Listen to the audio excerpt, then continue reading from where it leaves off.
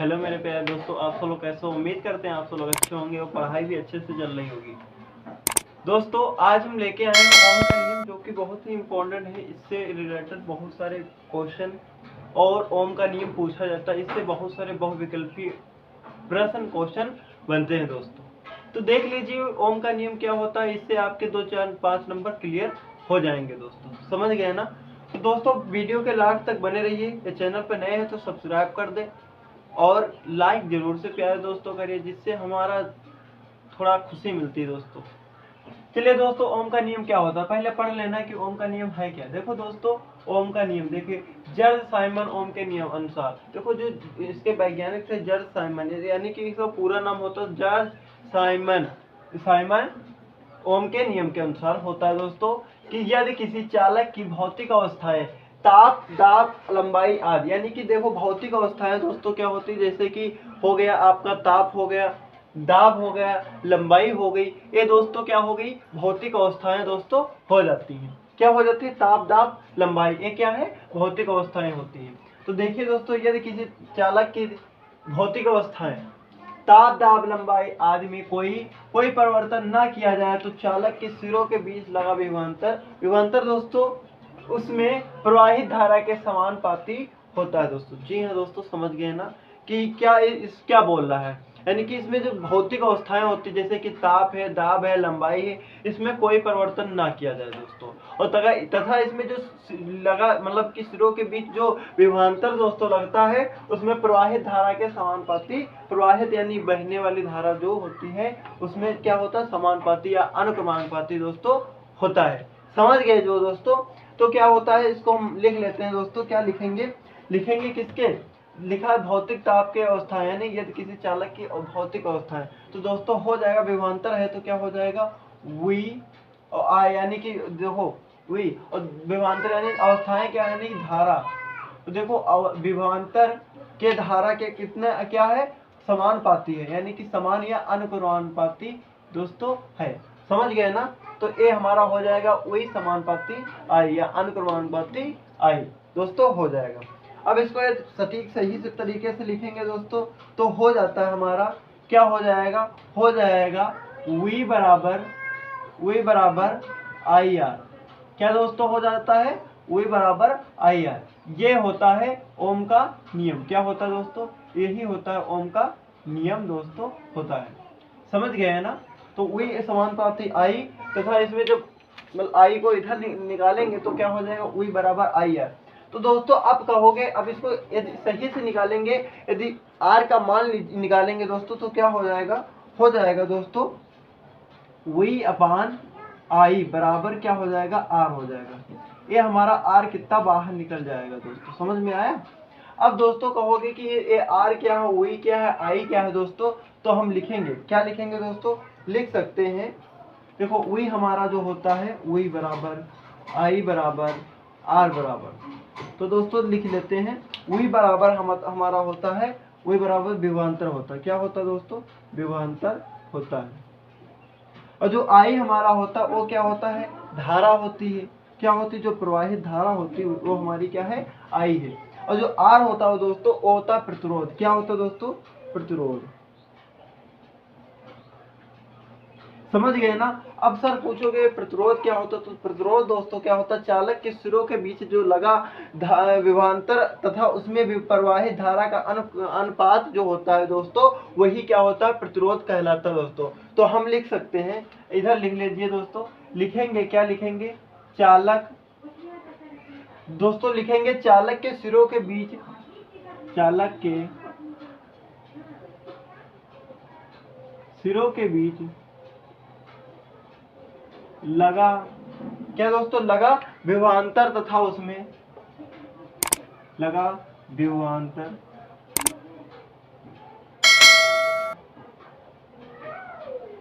तथा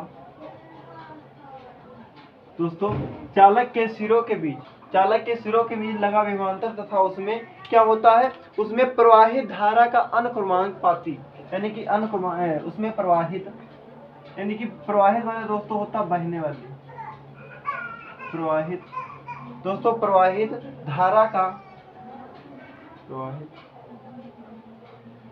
धारा का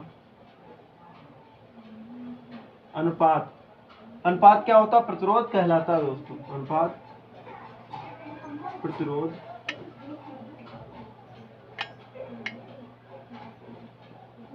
कहलाता है दोस्तों।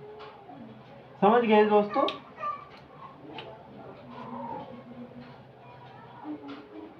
ये ऐसे ही लिख लेना दोस्तों। क्या लिखेंगे? चालक के सिरों के बीच लगा विभवांतर तथा उसमें प्रवाहित धारा का अनुपात जो होता है वही क्या होता है दोस्तों? वो प्रतिरोध कहलाता है। समझ गए दोस्तों ना?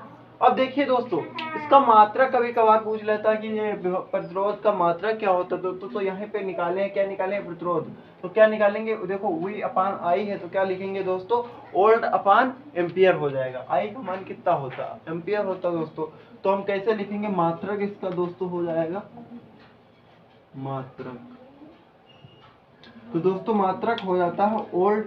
देखो V का मान क्या होता है? O का होता है वोल्ट। क्या होता है? वोल्ट अपान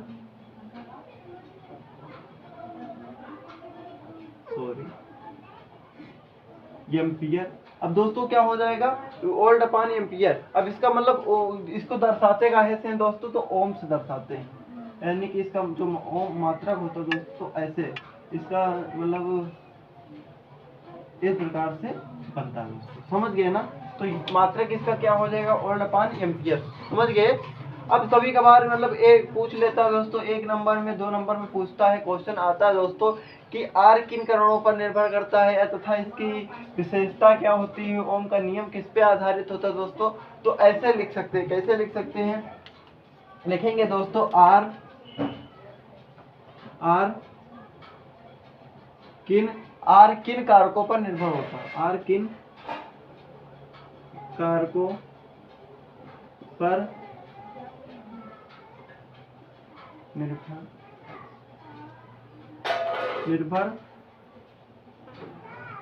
होता है दोस्तों। तो आर किन कारकों पर निर्भर होता है? तो दोस्तों इसमें 3 पॉइंट लिख लीजिएगा।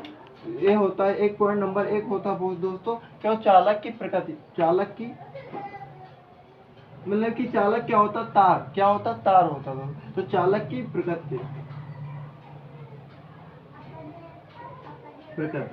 दूसरा हो जाएगा दोस्तों, दूसरा हो जाएगा चालक की लंबाई हो जाएगा, चालक की लंबाई। तीसरा दोस्तों हो जाएगा जो हमारा होता है चालक के अनप्रस्थ काट का जो मतलब कि क्षेत्रफल होता है वो हो जाता है। तो लिखेंगे चालक का क्षेत्रफल।